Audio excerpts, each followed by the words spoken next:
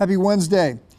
We are returning to the topic of Monday, and that is thinking about heaven. Since then, you've been raised with Christ. Right? We have been told, Colossians 3:1, to set our mind on things above, where Christ is seated at the right hand of God the Father. Set your minds on things above, not on earthly things, for you died, and your life is now hidden with Christ in God. When Christ, who is your life, appears, then you will appear with him in glory. So, earlier I spoke about the need to look ahead and to set our hearts on heaven. I want to push on that just a little bit. I want to focus on the overwhelming assumptions that we are expected to be living in light of eternity, which seems to me means, among other things, we have to be thinking about our death and thinking about the fact that we are going to be held accountable for the lives that we have lived.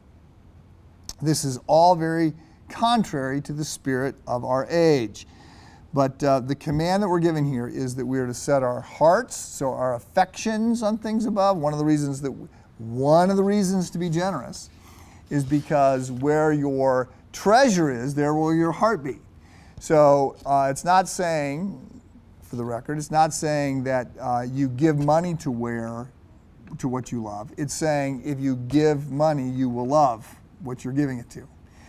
So one of the reasons we are to set our minds on things above, our hearts on things above, we're to set our thoughts, our minds on things above. This doesn't mean that we can ignore this life. No, this is not a bad place. It's a broken place, but God made a good world, and we are stewards of this world. Genesis 1:26. We have responsibilities as people, as Christ followers, as parents, as spouses, as employees or employers. We want to be good stewards of all the things that God has entrusted to us. We want to work and live in such a way that the kingdom values of Christ are manifesting themselves. So we need to do this, but we need to do all this with the eye that we're going to live forever. So I just want to note that some people are very uncomfortable with the idea that they're going to be judged, which I get. So let me just take some of the pressure off, but keep some of the pressure on. So our eternal destiny, if we get a chance to go to be with Christ in heaven, is not based on our work. Right? The thief on the cross, today you'll be with me in paradise. Right? That's what Jesus says. So it's based on Christ. It's based on forgiveness. It's based on being justified by this alien righteousness that comes from Jesus. However, we have to understand that we are accountable for what we do with what we've been given. About half of the parables are going to make this point. Those to whom much has been given, much is expected. And we are to be generous, and nobody gives up anything that they don't get 100-fold back in the kingdom to come. So 1 Corinthians chapter 3 is a key passage to look at here.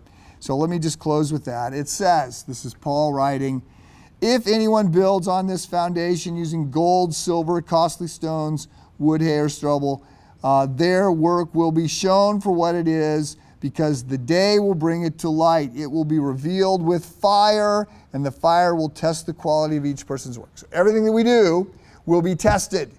And our contributions, our life work, is it gold that lasts, right? Is it costly stones and silver that survives the fire, or is it wood, hay, and straw that is all burned up?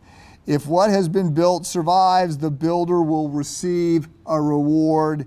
If it's burned up, the builder will suffer loss, but yet will be saved. Because again, the judgment of our life is not a judgment based determining if we're with Christ or not.